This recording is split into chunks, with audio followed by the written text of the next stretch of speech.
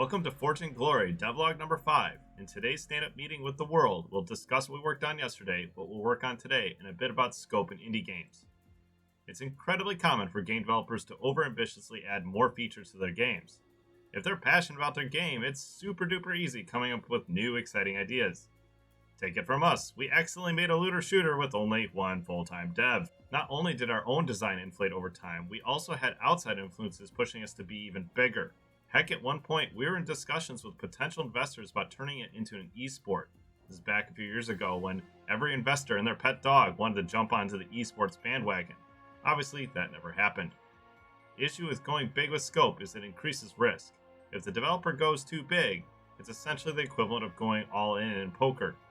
They may spend too much time and resources on that one game to the point where they can never make another one.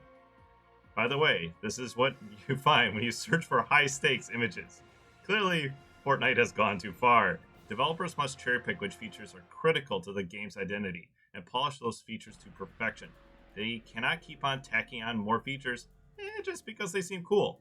Those side features become distractions for the developers and the players if they're not part of the game's core identity. Although we hear about people becoming rich and famous with their first game, like Minecraft, those are actually extremely rare. A new developer is far more likely to succeed building a track record of small, well-received games. The previous game will feed into the next game. Players will become fans of the brand, not just the individual game. We made this mistake. We evolved bigger in skill and ambition, but those intermediate games were either not commercially successful or were canceled.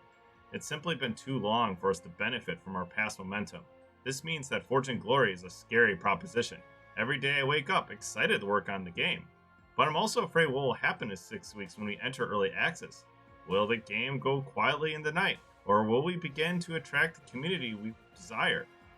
Will we finally be able to enjoy our game that we built with love and dedication for years and years and years with the world? Only time will tell. So why we talk about all this? Well, because we've been working on traits a lot. And that's one of the last core features of the game that never received any of the love it deserved. On that note, yesterday we continued work on the Fiery Explosive Strike trait and added 2 new traits, Concussive Reprisal and Fire Reprisal. These reprisal traits help defend a player when they're most vulnerable. We also began work on the new Lightning Rod trait, where the player's weapons become electrified, zapping all nearby enemies. We'll need to finish that trait and continue testing all the traits.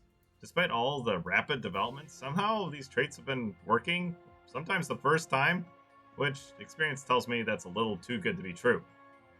That wraps up today's Fortune Glory Devlog. If you enjoyed this video, please don't forget to like and subscribe.